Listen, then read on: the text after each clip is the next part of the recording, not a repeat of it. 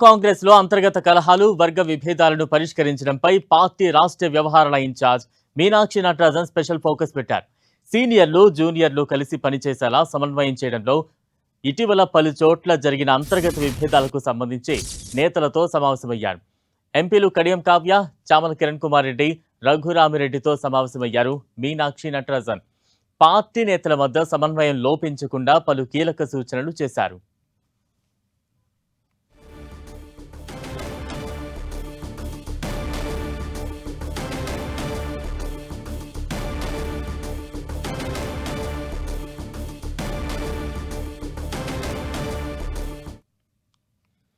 మండల కమిటీల నియామకం తుంగతుర్తి కాంగ్రెస్ లో రచ్చరేపింది.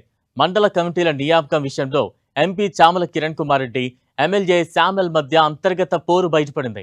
9 మంది మండలాధ్యక్షులు నియమించగా ఈ నిర్ణయాన్ని నిలిపివేయాలంటూ ఎంపీ చామల పీసీసీకి లెటర్ రాశారు. ఇక్కడి నుంచి ఈ వివాదం తారాస్థాయికి చేరుకుంది.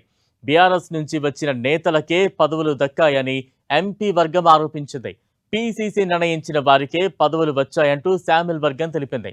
దీనిపై వివాదం ముదరగా ఏకంగా ఇరు వర్గాలు నడి రోడ్డుపై ఘర్షణలకు దిగాయి.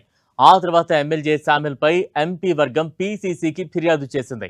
దీంతో ఈ పంచాయతీ పరిష్కారం కోసం రంగంలోకి దిగిన జగ్గారెడ్డి ఇరు వర్గాలను పిలిపించి మాట్లాడారు. ఈ క్రమంలోనే తాజాగా మీనాక్షి నటరాజన్ ఈ వ్యవహారంపై ఎంపీ చామల నుంచి వివరణ తీసుకున్నారు. మేడం అడిగింది తుంగతుర్తి గురించి వివరించిన.